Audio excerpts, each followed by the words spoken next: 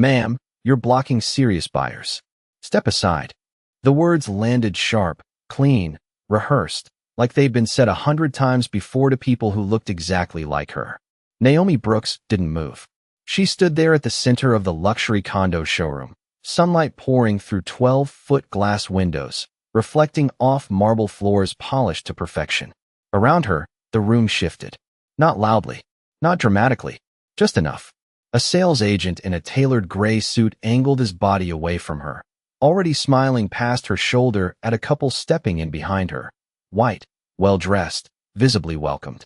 Right this way, he said to them, his tone suddenly warm, effortless, practiced. Champagne flutes appeared from nowhere.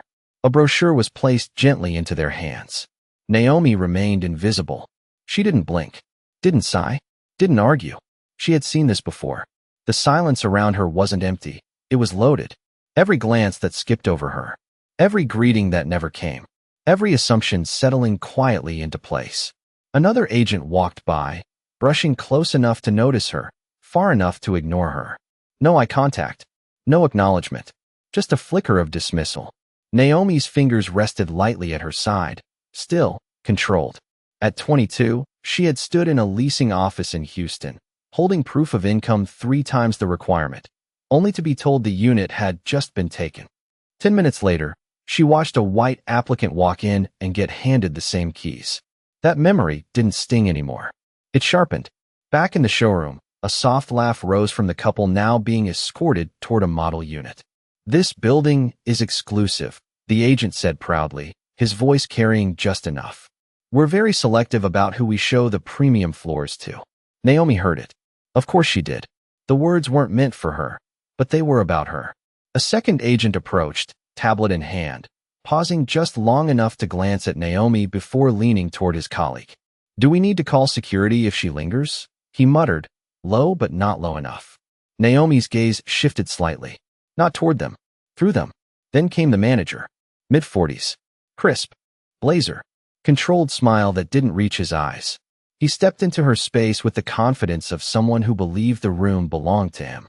"Ma'am," he said, tone polished but firm, "we typically reserve tours for qualified buyers. If you don't have an appointment or proof of funds, we ask that you schedule online."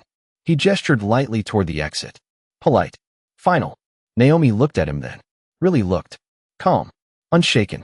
Like she was measuring something far beyond his words. The room held its breath without realizing it. Because what none of them understood, not the agents, not the manager, not the smiling couple sipping champagne, was that Naomi Brooks hadn't come here to buy a condo. She hadn't come to be approved. She hadn't even come to be seen.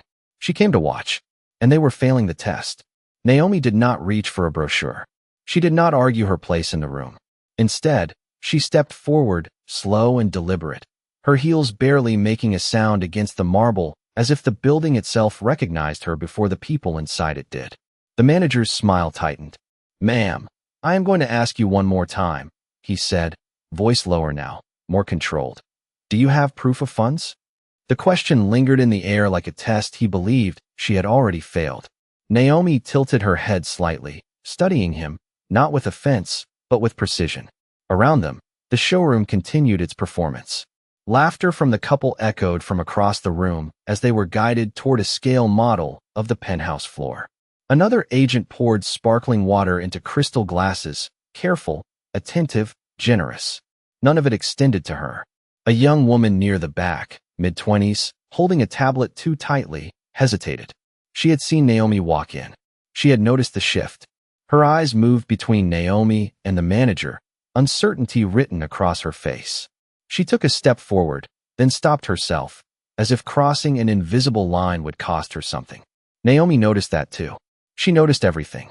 "I asked you a question," the manager pressed, his patience thinning just enough to reveal what sat underneath it. Naomi finally spoke, her voice even, calm, unhurried. "And I heard you." She let the silence stretch just a second longer than comfortable. Not defiance. Control. The manager exhaled through his nose. "Then you understand we cannot proceed without verification." Behind him, one of the agents leaned in and whispered something quick. The manager nodded slightly, then straightened. "We have had situations before," he added, louder now, just enough for others nearby to hear. People walking in, pretending to be buyers. We have to protect our clients. The word protect hung heavy, selective in who it applied to. Naomi's gaze moved past him, scanning the room once more. Every polished surface, every staged smile, every quiet exclusion packaged as professionalism. At 27, she had sat across from a banker in Dallas who told her her business model was too ambitious, that she should start smaller. 2 years later, she acquired the firm that rejected her. She did not forget patterns. She built on them. Back in the present, the junior agent finally stepped forward, voice careful. "Sir, maybe we can at least check the system," she said, eyes flicking toward Naomi. She might have an appointment under a different name. The manager did not turn to her. "We already know what we need to know," he replied, dismissing her without looking. Naomi's expression did not change, but something behind her eyes did. Not anger, not frustration, something colder, more final. She reached into her bag, not rushed, not dramatic, and pulled out her phone. The movement was small, almost quiet, but it shifted the air in a way no one could explain. The manager watched, cautious now, but still confident in the role he believed he controlled. Naomi tapped once, then brought the phone to her ear. "Yes," she said softly, her voice carrying just enough to be heard without trying. A pause. "I am on site." Another pause. Her eyes never left the manager. "Go ahead and pull the ownership structure." "Full tower." The junior agent froze. The manager blinked, just once, the first crack in his certainty.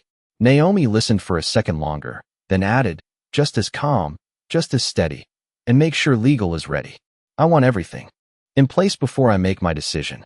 The word legal did not belong in a room like this, not in a place built on soft lighting and curated silence, yet it landed heavier than anything said before it. The manager's posture shifted, almost imperceptibly, his shoulders tightening as if the air had changed pressure. "I am not sure what you think you are doing," he said, his voice carefully measured, but no longer as smooth as before. Naomi lowered the phone slightly, not ending the call, just enough to let her presence fill the space again. "I am observing," she replied, simple, precise.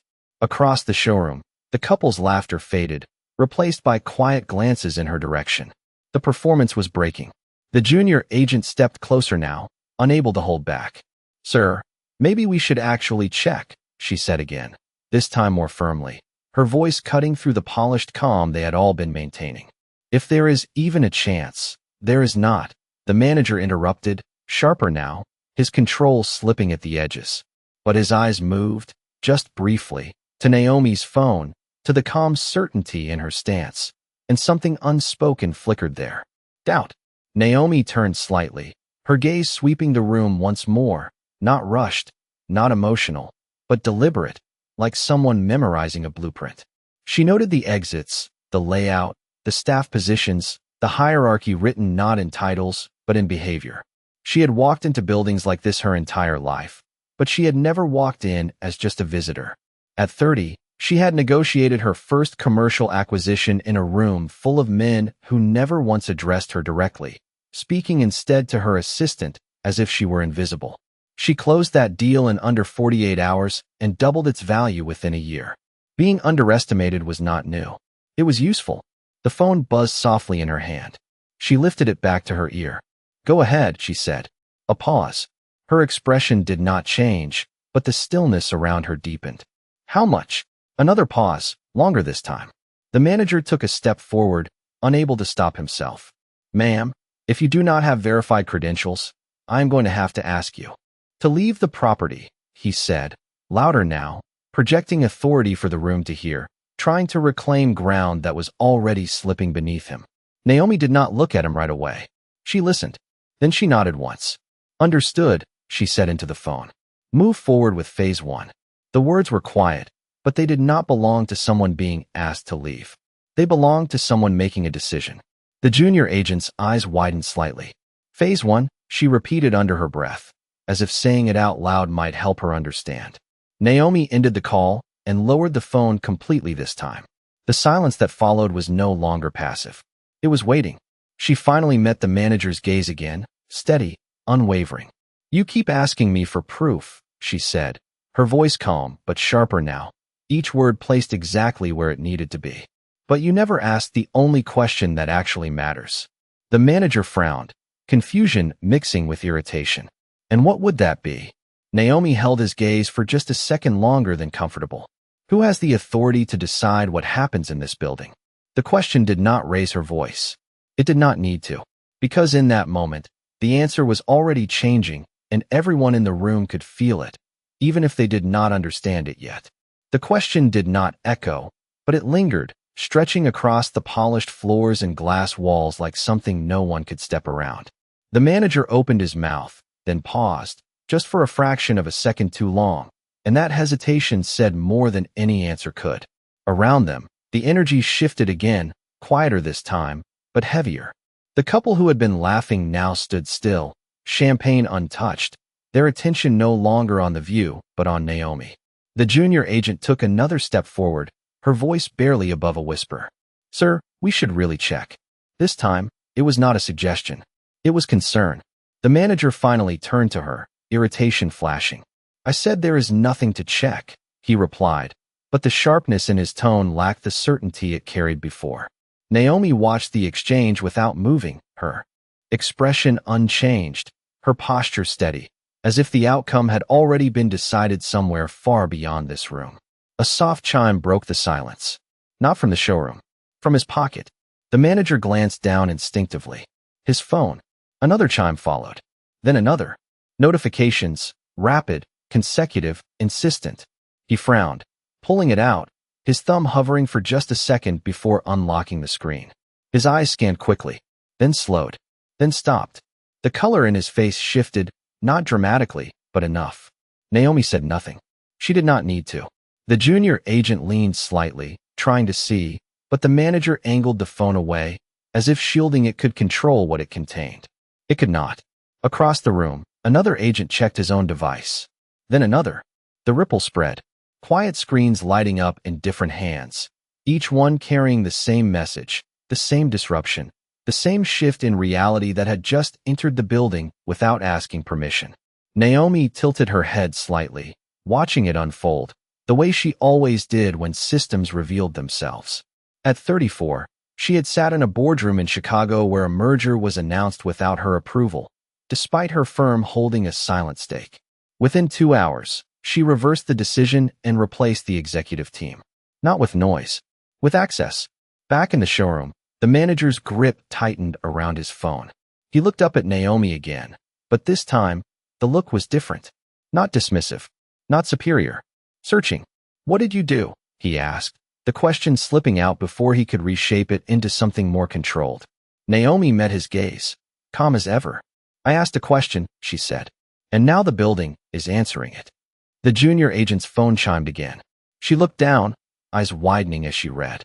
"Sir," she started, her voice unsteady now. "This says there is an ownership update pending. Effective immediately." The words hung in the air like a verdict.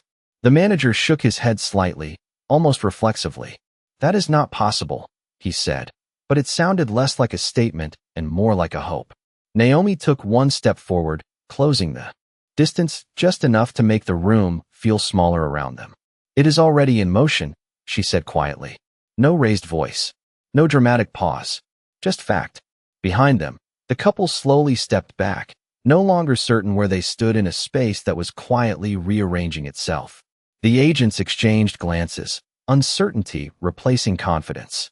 The hierarchy they relied on was no longer stable. Naomi looked around one last time, taking in the room that had tried to make her invisible just minutes ago. "You built this place to decide who belongs," she said, her voice steady, cutting through the tension without force. "But you never stopped to consider who decides for you." The manager did not respond. He could not, because for the first time since she walked in, he was no longer the one in control of the answer.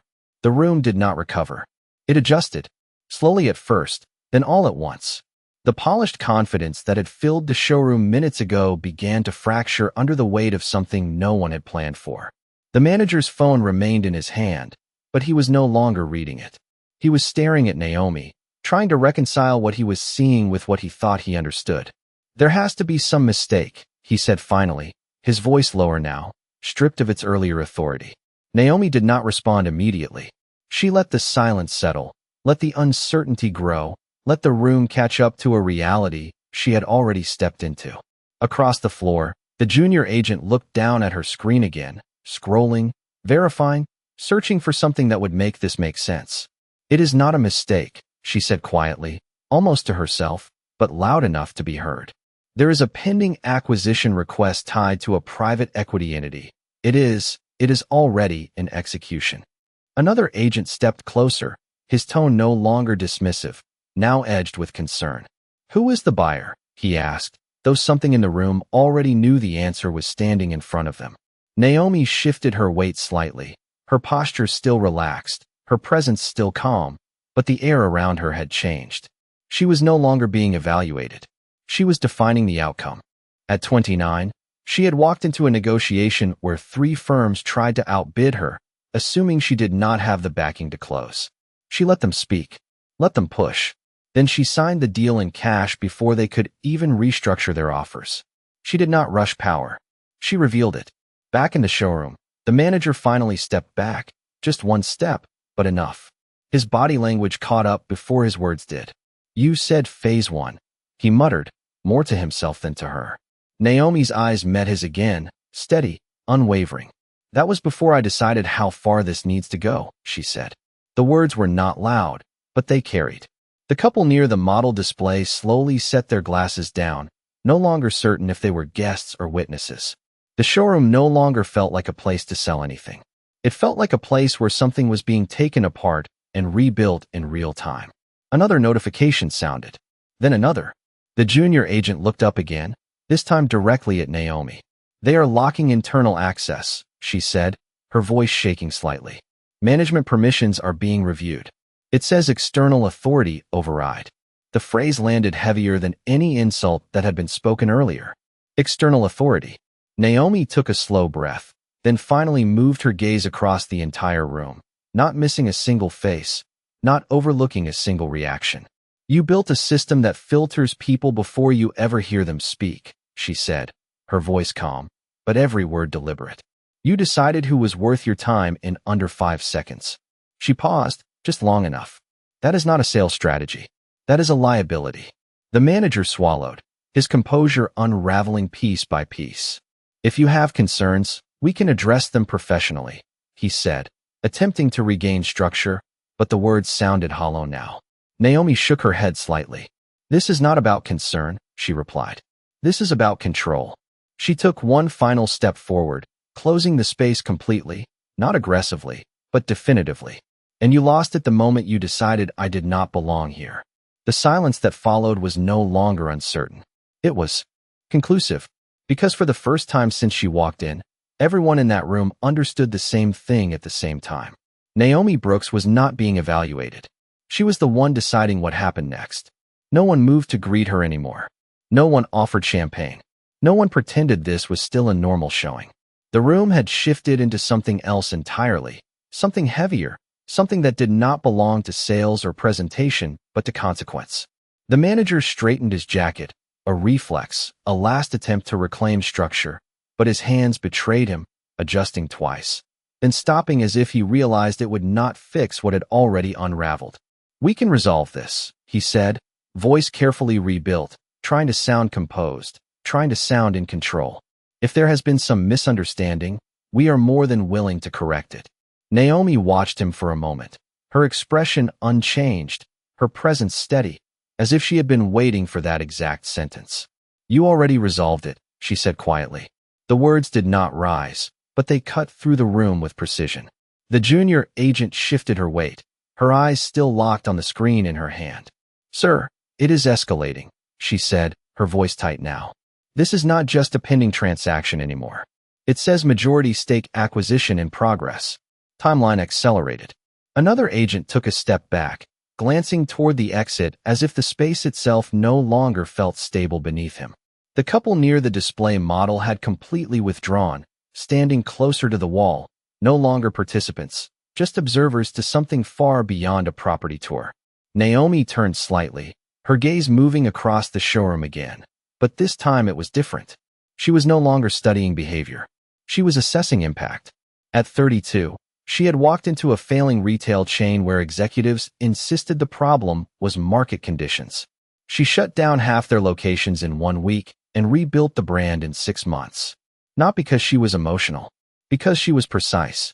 Back in the present, the manager took another breath. "If you would allow us to correct our approach," he said, choosing each word carefully now, "we can provide you with a full private tour, immediate access to any unit you are interested in, including the penthouse." The offer hung in the air, heavy with its sudden urgency. Naomi's eyes returned to him slowly. "You think this is about access," she said. "Not a question, a statement." The manager did not answer. He could not, because he understood, finally, that access was never what she lacked. The junior agent lowered her tablet slightly, her voice barely above a whisper. "Sir, they are flagging internal conduct review tied to this location." The words landed like a quiet collapse. Internal conduct review. Not future. Not potential. Immediate. Naomi took one step forward, not aggressive, not rushed, but final in its intent. "You decided who deserved to be here based on what you saw in seconds," she said, her voice calm, but each word carrying weight. "You did not ask. You did not verify. You assumed." She paused, letting the silence stretch just long enough for it to settle. "And now the system you trusted is asking questions you cannot answer." The manager's shoulders dropped slightly, the first visible sign that whatever authority he believed he held was no longer his to use. Around them, the staff stood still, caught between roles they no longer understood and consequences they could not stop. Naomi glanced once more at the glass walls, the skyline beyond, the building that had been presented as exclusive, controlled, selective. Then she looked back at the people inside it. "This was never about whether I belonged," she said quietly. "It was about whether you deserved to decide that." And in that moment, no one in the room had an answer. The silence no longer felt uncertain. It felt final, like a decision had already been made somewhere above all of them, and this room was just catching up to it second by second. The manager stood still, his earlier confidence completely stripped away, replaced by something far less stable. Awareness. Not of Naomi. Of consequence. Another notification sounded. Then several more, overlapping now, no longer isolated. The system was not whispering anymore. It was announcing. The junior agent looked down again, her fingers trembling slightly as she scrolled. "It is confirmed," she said, her voice barely holding steady. "The acquisition is not just majority. It is full controlling interest pending final authorization." The words landed heavier than anything that had been said so far. Full control. The couple near the wall exchanged a glance, then quietly stepped even farther back, instinctively removing themselves from a space that no longer belonged to the people who had invited them in. Naomi remained exactly where she was. Still, composed, unmoved, like everything unfolding around her was simply aligning with something she had already set in motion long before she walked through those doors. At 35, she had acquired a chain of properties that refused to change its outdated policies. She did not argue with them. She replaced them, not out of anger, out of clarity. Back in the showroom, the manager swallowed, his voice returning, but different now. Lower. Careful. "If this is about an acquisition, we were not informed of any active transfer," he said, trying to rebuild logic where control had already been lost. Naomi looked at him, her expression calm, but there was something sharper now, something that did not need to raise its voice to be heard. "You were not supposed to be informed," she said. "You were supposed to be evaluated." The sentence settled into the room like a verdict. No one spoke. No one moved. Because suddenly everything that had happened in the last 15 minutes no longer looked random. It looked intentional. The ignored greeting. The dismissive tone. The refusal to verify. It was not just behavior. It was data. The junior agent lowered her tablet slowly, her eyes no longer confused, but clear. "This was a test," she said quietly. Not to Naomi. To the room. Naomi did not confirm it. She did not need to. The manager's posture shifted again, this time not defensive, not authoritative, but uncertain in a way that could not be hidden. "And what exactly were you testing?" he asked, though the answer was already evident in every face around him. Naomi took a slow breath, then let it out, her gaze steady, her presence filling the space without effort. "Whether this place runs on professionalism," she said, her voice calm, an even, or on assumption. She let the silence stretch, letting the weight of that distinction settle fully. And now we both know the answer.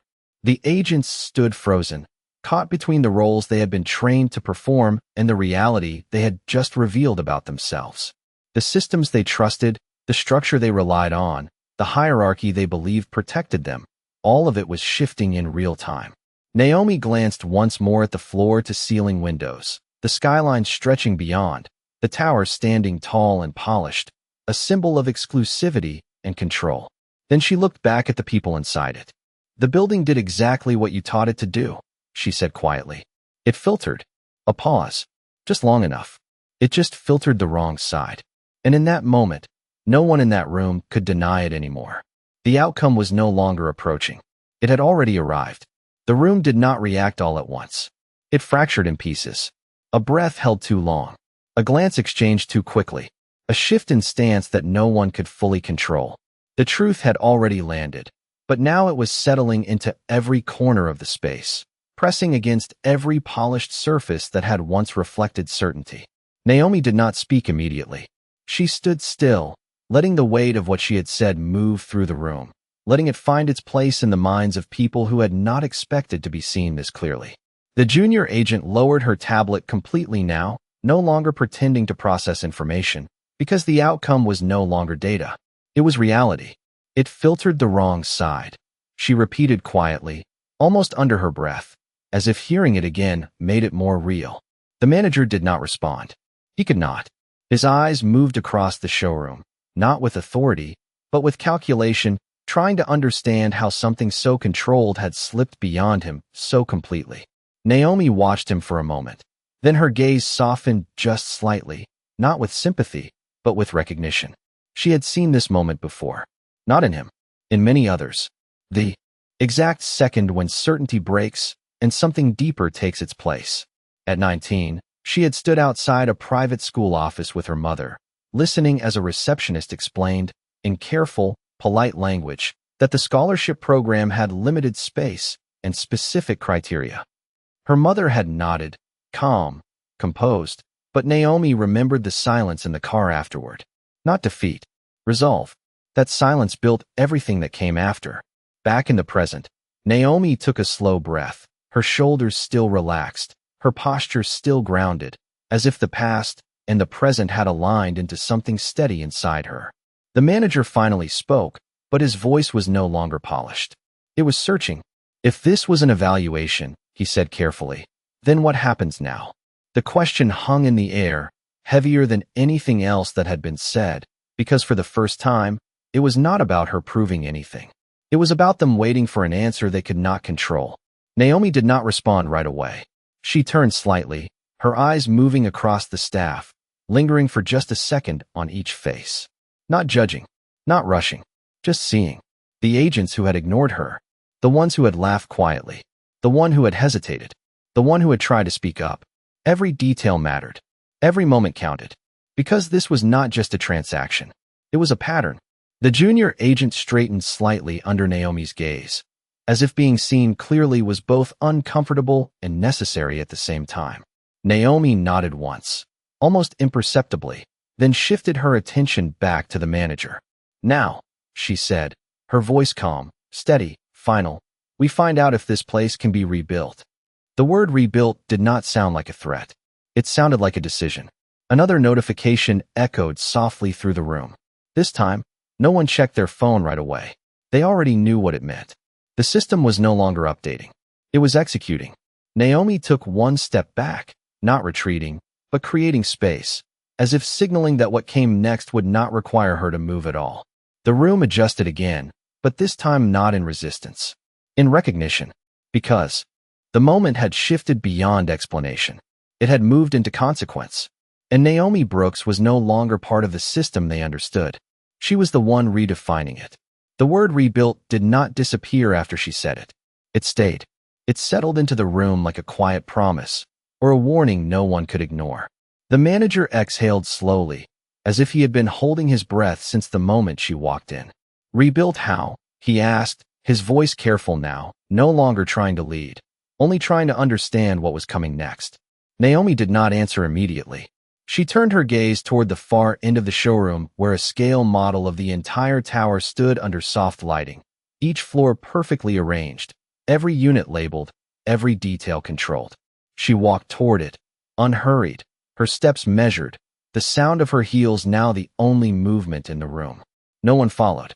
They watched, because something about the way she moved made it clear this was no longer their space to guide. Naomi stopped in front of the model and looked down at it, her reflection faintly visible in the glass surface above it. For a moment, she said nothing. At 24, she had stood over a blueprint of her first investment property, a structure no one believed would succeed. The contractors doubted it. The lenders hesitated. The city delayed approvals. She built it anyway. Not because it was easy, because she understood something they did not.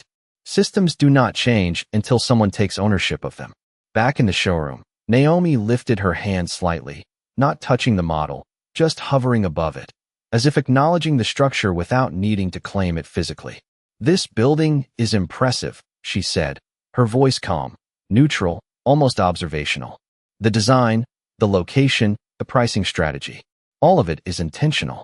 The manager nodded slightly, instinctively, as if responding to a compliment, but he did not speak. Naomi's tone did not shift. "But the people running it," she continued, "that is where the failure begins." The words did not rise, but they landed with more force than anything said before.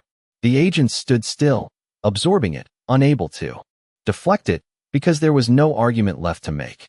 Naomi turned back toward them slowly, her expression composed, her presence steady, but now unmistakably authoritative. "A building like this does not lose value because of the market," she said. "It loses value because of decisions made inside it." The junior agent lowered her eyes briefly, then looked back up, listening now, not as an employee, but as someone witnessing something real. The manager stepped forward, but only slightly, his voice quieter than before. "And what decision have you made?" he asked. Naomi held his gaze for a moment, then answered without hesitation, "That it cannot continue like this." The sentence was simple, final, no extra words, no explanation needed. Another notification sounded, sharper this time, more defined.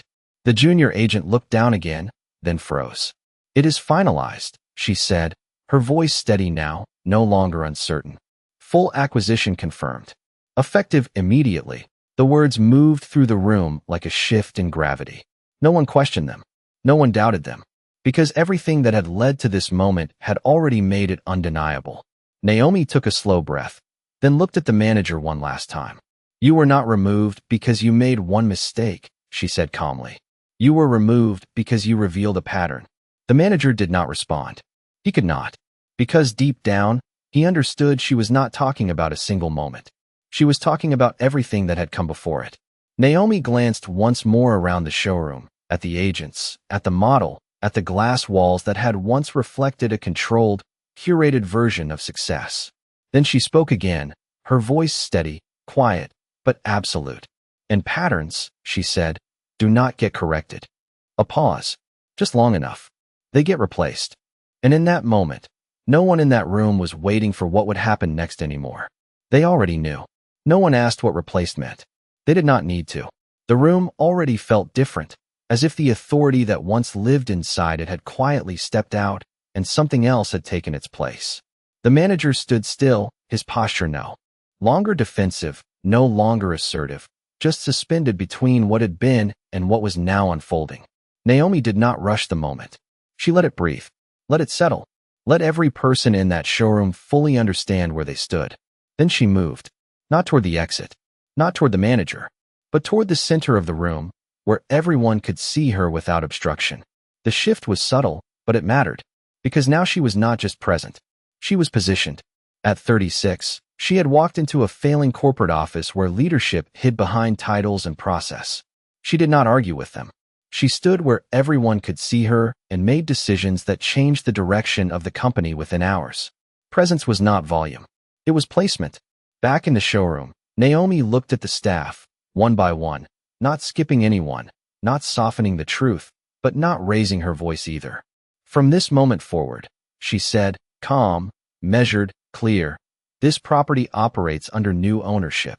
The words were simple, but they redefined everything in the room. The junior agent straightened instinctively, as if her body recognized structure before her mind caught up. Another agent lowered his phone slowly, no longer checking updates, because the update was standing in front of him. The manager tried to speak, but stopped himself, realizing that whatever he was about to say no longer carried weight. Naomi continued, her tone steady, her delivery precise. All current management decisions are suspended pending review, she said. Access permissions are being reassigned. Internal conduct records are being audited in real time. Each sentence landed clean, controlled, final. No emotion, just authority.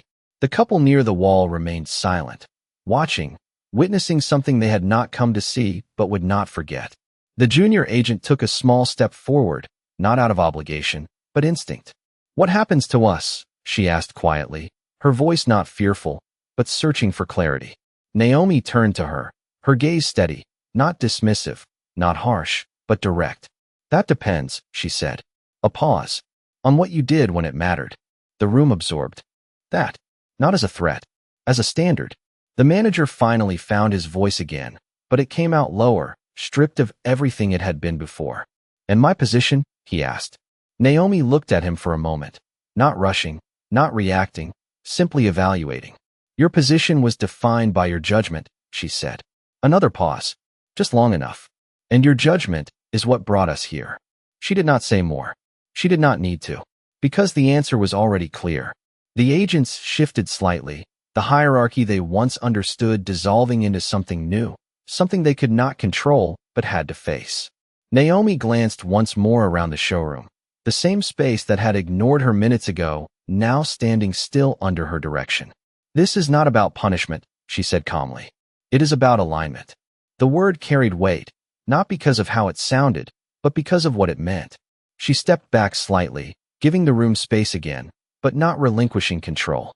And alignment, she added, her voice steady, final, starts now. And in that moment, no one in that room was guessing anymore. They were waiting for what she would do next, knowing whatever it was would not be delayed, debated, or denied. It would simply happen. The word now did not rush anything. It did not create chaos. It created order. A different kind of order. One that did not depend on who spoke the loudest or who stood closest to the door. The showroom held still, as if everyone inside it understood that whatever came next would define more than just their roles. It would define whether they remained part of what this place was becoming. Naomi did not raise her voice. She did not repeat herself. She simply turned slightly, her gaze landing on the junior agent who had spoken earlier, the only one who had questioned, the only one who had hesitated before following the pattern. Your name? Naomi said calmly. The young woman blinked once, then answered, her voice steady despite the tension. Emily, she said. Naomi nodded once, acknowledging it, then held her gaze for a moment longer than expected. Not to intimidate, to recognize. You asked to verify, Naomi said. You questioned the assumption. Emily swallowed slightly, unsure if that was praise or evaluation. Naomi made it clear. That matters. The words were simple, but they shifted something in the room. Because for the first time, the outcome was not just about what had gone wrong. It was about what had been done right, even if it was small, even if it came late. Naomi turned her attention back to the rest of the staff. Every system reflects the people inside it, she said, her tone steady, measured, controlled. Not the policies you print, not the training you repeat, the decisions you make when no one is watching. The agents stood still, absorbing it, because they knew she was not talking about theory.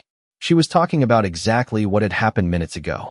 The manager shifted slightly, his voice quieter now, stripped of resistance. And if those decisions were wrong? He asked. Naomi looked at him directly. Then the system changes, she said. No hesitation, no emotion, just fact. A soft vibration moved through the room again as another wave of updates completed in the background. Emily glanced at her tablet, then back up, her voice clearer now. Access levels are being reassigned, she said. New leadership structure pending confirmation. Naomi did not look at the screen. She already knew. Instead, she stepped forward again, closing the distance between herself and the center of the room, grounding the moment in something visible, something undeniable. At 38, she had restructured an entire executive board in under a day, not because she wanted to remove people, but because the structure they created no longer supported the standard she required. Back in the showroom, she spoke again, her voice steady, carrying across the room without force. "This is where most people make a mistake," she said. "They think change is loud, emotional, reactive." She paused, letting that settle. "It is not." Her eyes moved across the staff, holding each of them accountable without raising her tone. "It is quiet. It is immediate. And it does not ask for permission." The manager lowered his gaze slightly, the truth of that statement settling deeper than anything else she had said. Naomi let the silence return, not as absence, but as control. Then she added, her voice calm, final, undeniable. "What happens next is not about what you say." A pause. Just enough. "It is about what you do when the system no longer protects you." And in that moment, the room understood something none of them had been prepared for. This was not the end of the situation. It was the beginning of their evaluation. No one spoke after that. Not because they did not have anything to say, but because for the first time, words no longer held value in that room. Action did. The kind of action that could not be delayed or softened or explained away. Naomi stood still, her presence anchoring the space, not demanding attention, but holding it completely. The staff remained where they were, but something had shifted beneath them. Not just fear. Awareness. The kind that forces people to see themselves without distraction. Emily was the first to move. Not dramatically. Not loudly. She stepped forward, tablet still in her hand, but her posture different now. Not hesitant. Intentional. "What needs to be done first?" she asked, her voice steady, grounded in something new. Naomi looked at her for a moment, then nodded slightly. "Start with transparency," she said. "Pull every interaction logged in this showroom over the last 30 days. I want patterns, not summaries." Emily nodded immediately, already turning, already moving, not waiting for confirmation, not looking for approval from anyone else in the room. The shift was immediate.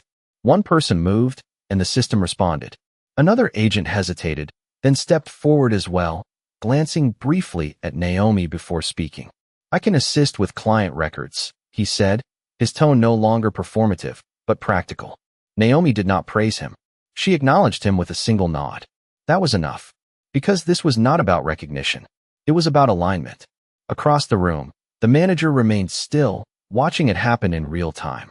The system he once controlled was not collapsing. It was reorganizing. Without him. At 40, Naomi had taken over a firm where leadership believed control meant holding every decision tightly. She proved the opposite. Control meant building something that could move without you. Back in the showroom, the silence was no longer heavy. It was active, focused, directed. The couple near the wall quietly moved toward the exit, not out of discomfort, but out of understanding that what was happening now was not meant for them. This was no longer a place to observe. It was a place to transform. Naomi finally turned back toward the manager, her gaze steady, not harsh, not emotional, but final in a way that left no space for misinterpretation. "You asked what happens now," she said. He nodded slightly, unable to speak. Naomi held his gaze for a moment longer, then answered. "Now the system reflects the standard it should have had from the beginning." The words did not sound like a correction. They sounded like a reset. Another update came through, quieter this time, but no less significant. Emily looked up from her screen, her voice clear, grounded. "Access reassignment complete," she said. "New reporting structure active." The manager's phone buzzed again in his hand, but he did not look at it this time. He already understood. Naomi took a slow breath, then looked around the room one last time, not searching, not evaluating anymore, but confirming. The shift was complete, not because everything had been fixed, but because everything had been seen. "This is how change actually works," she said quietly. "Not when it is announced. Not when it is promised." A pause. Just enough. When it is executed. And in that moment, the room no longer felt like the same place it had been 15 minutes ago. It felt like something else entirely. Something sharper. Something clearer. Something that no longer depended on assumption to function. The room no longer belonged to what it used to be. The polished surfaces were still there. The skyline still stretched beyond the glass. The model still stood in perfect detail. But something fundamental had shifted, something that could not be reversed by resetting a system or rewriting a script. Naomi stood at the center of it, not as a disruptor, but as the result of everything the room had failed to account for. Emily moved. With purpose now, coordinating quietly with the others, her voice steady, her actions aligned. The agents who had once ignored Naomi were no longer performing roles. They were responding to reality. Not perfectly, not confidently, but honestly. The manager remained where he was, no longer at the center, no longer directing anything. Just present, witnessing what happens when authority is no longer assumed, but earned. Naomi turned her gaze toward the glass windows one last time, the city stretching wide and indifferent beyond them. For a moment, she said nothing. At 17, she had stood outside a building much smaller than this one, holding a rejection letter that said she was not the right fit. She remembered the weight of it, not as defeat, as clarity. She learned early that spaces do not define worth. People try to, and people can be wrong. Back in the present, she turned back to the room, her expression calm, her voice steady, carrying without force. This building was never the problem, she said. It was always what happened inside it. No one interrupted. No one disagreed. Because there was nothing left to defend. Naomi took a slow breath, then continued, her tone even, but final in a way that settled deeper than anything before it. You thought you were protecting a standard, she said. But what you were really protecting was a habit. A pause. Just long enough. And habits like that do not belong in places like this. The words did not accuse. They clarified. Emily glanced up briefly, then back to her work, understanding now that this was not just a correction. It was a foundation being reset. Naomi stepped back slightly, giving the room space again, but not stepping away from it. I did not come here to be seen, she said quietly. I came here to see. Her eyes moved across the staff one last time, not lingering, not judging, just acknowledging what had been revealed. And now I have. The silence that followed was not empty. It was complete, because everything that needed to be understood had already been said without being repeated. Naomi turned toward the exit, her steps calm, unhurried, the same way she had walked in. No announcement, no final gesture, just movement. But this time, no one looked past her. No one ignored her presence. They watched, not out of curiosity, out of recognition. At the doorway, she paused for just a moment, not turning back fully, but enough for her voice to carry one last time. The difference between power and presence, she said, calm, clear, undeniable, is that power can be questioned. A slight pause. Presence cannot.